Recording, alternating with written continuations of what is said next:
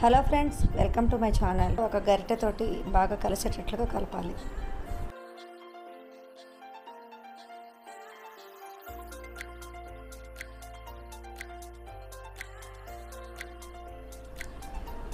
ఇప్పుడు దీనికి ఒక హాఫ్ గ్లాస్ వాటర్ యాడ్ చేసుకొని బాగా కలిపేసేసి స్టవ్ ఆన్ చేసుకొని మీడియం ఫ్లేమ్లో ఉంచి కుక్ చేయాలి. వాటర్ ఎంత మెజర్మెంట్కి ఎంత అని ఏం లేదండి, జస్ట్ కొంచెం వాటర్ యాడ్ చేసుకొని సరిపోతుంది. ఎందుకనంటే ఈ కొబ్బరిలో ఉండే మాయిశ్చరే సరిపోతుంది పాకం రావడానికి. జస్ట్ కొంచెం కరగడానికి వీలుగా యాడ్ చేసుకుంటే చాలు. స్టవ్ మీడియం ఫ్లేమ్లో ఉంచి ఇలా కలుపుతూ కుక్ చేయాలి. ఇలా కలుపుతూ ఉంటే ఒక 5 మినిట్స్ తర్వాత షుగర్ అంతా కూడా మెల్ట్ అయిపోయి ఇలా లిక్విడ్ లాగా అవుతుంది. వాటర్ మనము చాలా తక్కువగా యాడ్ చేసుకుంటే మంచిది. ఎందుకంటే పాకం రావడానికి తక్కువ టైం పడుతుంది, అంటే తొందరగా పాకం వచ్చేస్తుంది అన్నమాట. జనరల్గా ఇది ముందుగా షుగర్ తీసుకొని షుగర్ సిరప్ పాకం వచ్చిన తర్వాత, పాకం వచ్చిన తర్వాత ఈ కొబ్బరిని యాడ్ చేసి అలా చేస్తూ ఉంటారు. మనం ఒకేసారి కలిపేసామన్నమాట. ఇప్పుడు 1 నుంచి 2 స్పూన్ల వరకు నెయ్యి కూడా యాడ్ చేసుకుంటే ఫ్లేవర్ చాలా బాగుంటుంది. స్టవ్ మీడియం ఫ్లేమ్లో పెట్టి ఇలా కలుపుతూ ఉండడమే, ఏం లేదు. మనకి బాండీ నుంచి ఎప్పుడైతే ఇది రిలీజ్ అవుతూ ఉంటుందో అప్పుడు ఒక ప్లేట్లోకి ట్రాన్స్ఫర్ చేసుకోవటమే.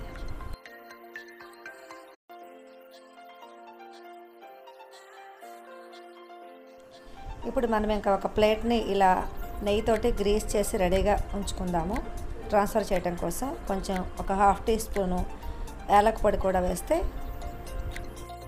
స్వీట్ చాలా బాగుంటుంది.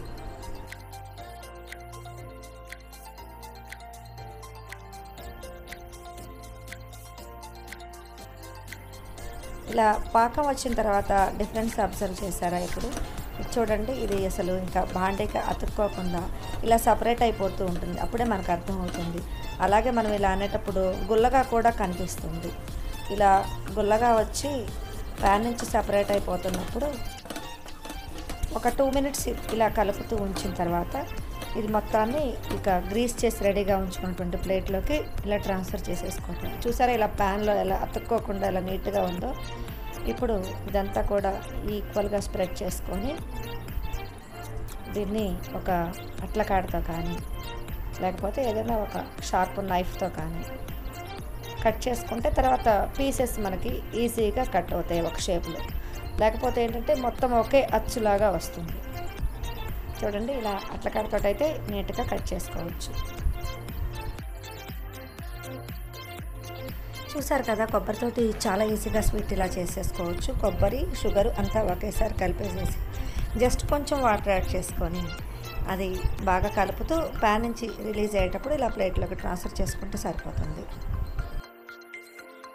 సపరేట్గా పాకం పట్టడము, టెస్ట్ చేసుకోవడము ఇవన్నీ లేకుండా ఎవరైనా